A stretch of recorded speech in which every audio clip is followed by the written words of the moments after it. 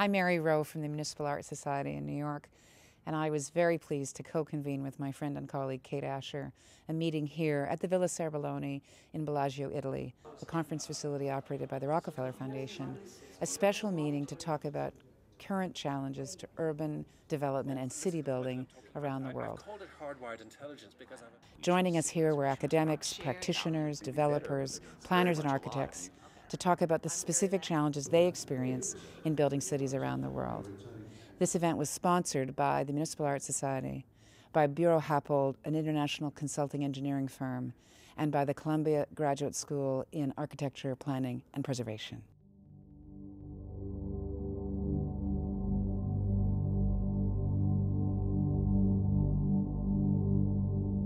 What will it look like if we fast forward 100 years from now and look back? What kind of cities will we have built?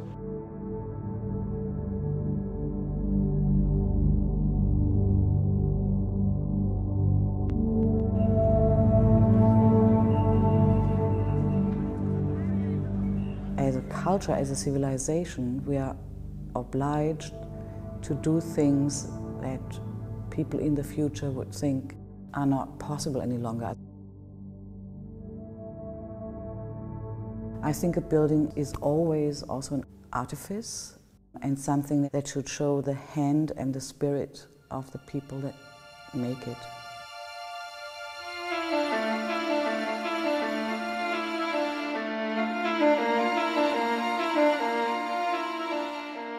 I think the right starting point is with this central paradox that we live in an age in which it is effortless to telecommute across the planet. And yet, in so many places, in so many ways, we choose cities, we choose proximity.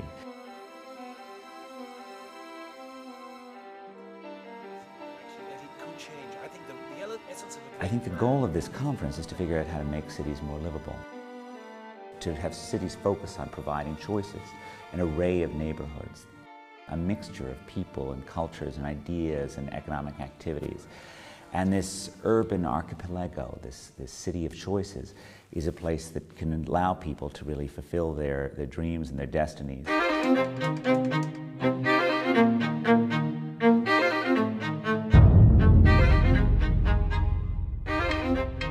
Being an urban designer, I'm thinking, where am I heading with this? How am I supposed to design cities for the future? There's a history of planning in which urban planners come from on high to tell large numbers of people, this is what's good for you. And there's also a history of planning of catastrophically bad projects. Who gets to define what's good? We jump right into the design of buildings instead of actually defining what is the question that design should answer. We have separated art from architecture. And so when we talk about city planning now in this new modernity, we really have to rediscover the importance of interdisciplinary work, the importance of evolutionary planning. In order to tackle water and energy, you had to look. We rely on setting up guidelines, rules, as this sort of art form for hoping that they go beyond themselves and become real places. They have the best intentions behind them, but they become constraints to innovation. As planners and architects, we tend to kind of think somehow that we start processes off. And on that basis, we invite people to participate in our process. And it's often referred to as being, more interestingly, the opposite way around. We participate in processes that have been going on for ages. Less planning, actually, less architecture, simpler rules, but allowing people to make more, not just be consulted about a project, but actually enter into it. The thoughts from other parts of the world are now coming through in a much stronger way than it has been, where you had a singular culture that is dominant in the world. Now you're getting multiple culture, multiple voices.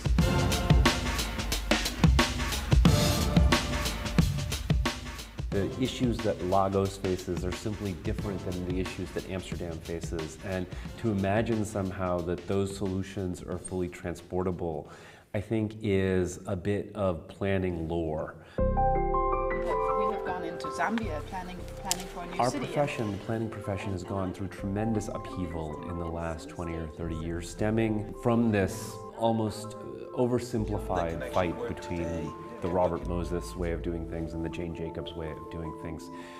I think it's far more complicated than that, and there are things that we need to do as a society, like building infrastructure, that isn't always about sort of small bore strokes. There is not a continuum of answers for human settlements, that at different scales we have different issues and need different solutions. And so that the answers for megacities are not the answers for African villages. The tools that we use to solve shrinking European cities such as Berlin are different than the tools that we need to solve for growing Chinese cities. There is not a lot of focus on the glue of cities, what actually holds the cities together. I think we need to find a higher density, more robust, more infrastructure-oriented solution to the way in which the world is growing. We talk about intensification versus densification, and what that implies to me is you're layering up on what is there already. You're not nuking it and replacing it. And that often requires, a real public-private debate about what is the mix of uses or mix of incomes that you're trying to attract or retain in any given neighborhood. How are we sort of balancing, again, these very important planning principles? I hope that people begin to think that planning principles also have to be thought of in conjunction with the reality of how these things get done and the changing world economy. It's important to think about the mixed-use city. What makes people attracted to cities like New York and Hong Kong is the level of activity, the level of creation that's coming out. So if we create cities that are monolithic or designed all at once by one architect, this is not going to create the street life that we know as a traditional city. How can we shape that so that what we build in terms of the cities we build don't repeat the mistakes of the past? How do we build social, cultural infrastructures of cities? And we know too little about that. We know too little about cities as an organism.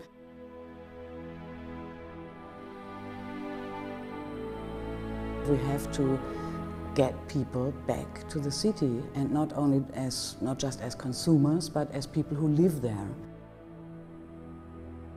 I'm always, amazed to see that there is good practice going on, in such pressured cities like Hong Kong or London. It is possible, and that gives me an enormous optimism. Well, in Hong Kong, I think by and large, we are a 7 million population city, which is predominantly a service economy. We are highly efficient in land use. So most of the conference participants were quite amazed when I mentioned this figure, that of the 1,100 square kilometers of land in Hong Kong, we have only built up less than 1/4. Cities are about ways of life.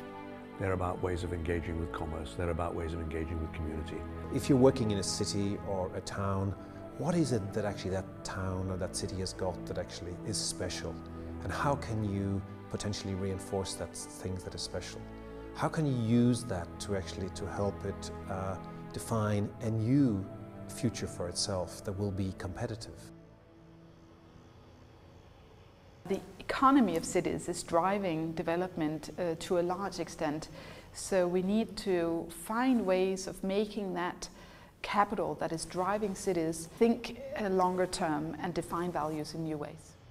2/3 of the city problems or more are all happening in the developing world.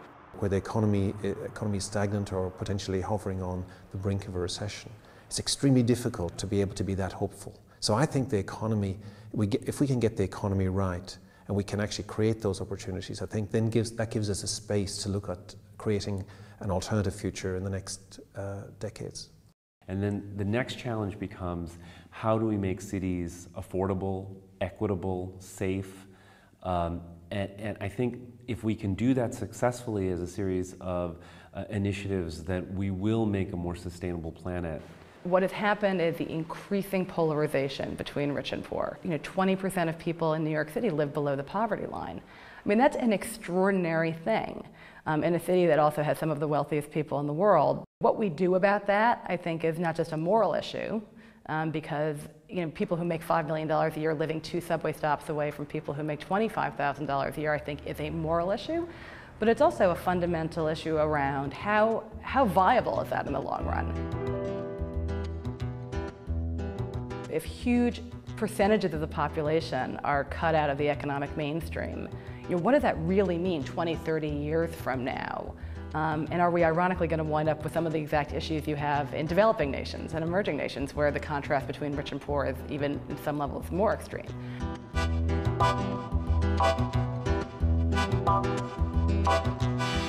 So we're in an urban age, there's an appreciation of cities, there's a cultural shift towards cities, and now we have this massive challenge of urbanization. My worry is that if we look at what's happening around the world today, we're all actually trying to become the same. And I think that's a big, big problem. So a city planned in China will actually be modeled on something that sits somewhere else. It's almost like going into the funny house at the state fair. You see yourself reflected, and it comes back in very distorted shapes. But those are the values that we have been expounding, that they have reflected, but in a distorted way. As difficult as lives in those cities appear, they're growing because they're offering something. They're growing because they're offering economic opportunity, because they're offering a path out of poverty. Making cities is messy, making cultures, and so part of this argument is about clean and organized versus messy and real.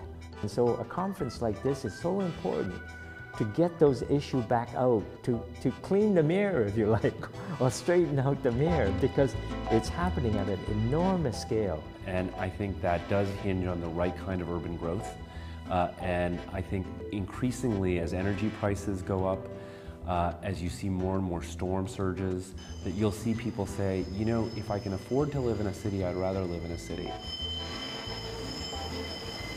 A city is my context. It's my companion, the otherness that I need to not be bored with myself, to not be lonely, as my reflection, my dialogue, my stimulation, my otherness.